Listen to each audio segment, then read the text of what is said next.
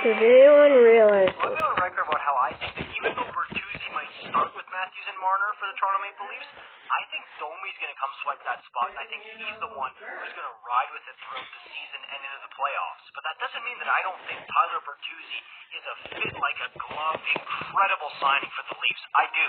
I think he's going to be absolute tailor-made, perfect second liner for John Tavares and William Nylander, with the occasional option to slip him up with Matthews and Marner to add some sandpaper. The more I think about this, the more I adore this, because, I mean, you lose Michael Bunting to the Carolina Hurricanes. A lot of people saw that coming in Leafland.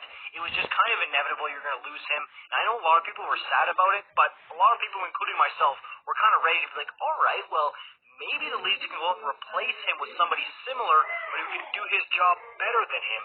And that's exactly what they did twofold by getting Bertuzzi and Domi. Now, I've already talked at length about how I think that people aren't realizing how scary of a combo Domi, Matthews, and Marner is, or even just having Max Domi, a guy that bleeds Leaf blue, and according to Elliot Friedman, wants to do basically anything to stay with the Leafs going forward.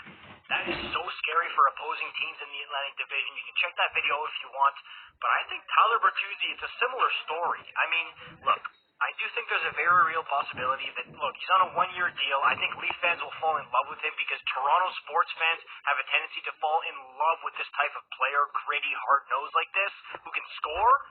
And I think he might break a lot of Leaf fans' hearts and go somewhere else next year in free agency for a more locked-up, big payday type contract that the Leafs just simply won't be able to give him. Unless they move somebody like Nylander, but that's a video for another day. I don't think people realize how skilled Tyler Bertuzzi is. Yes, he's got some bite. People know he can score. He scored 30 goals with the Red Wings a couple of years back, and he had an incredible first-round playoffs with the Bruins this past year. So people know he can put the puck in the net. this video is now rated PG-13.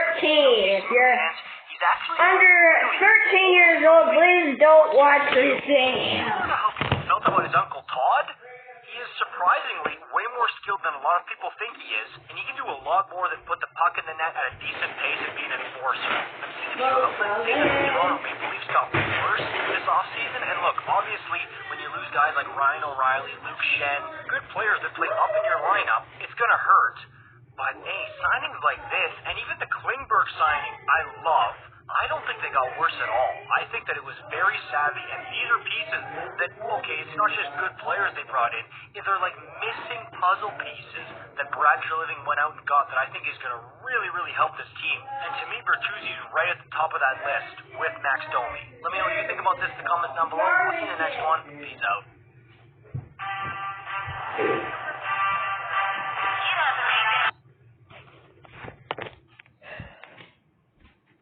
I can't wait to see the Toronto Maple Leafs. Probably around next week when I'm making this.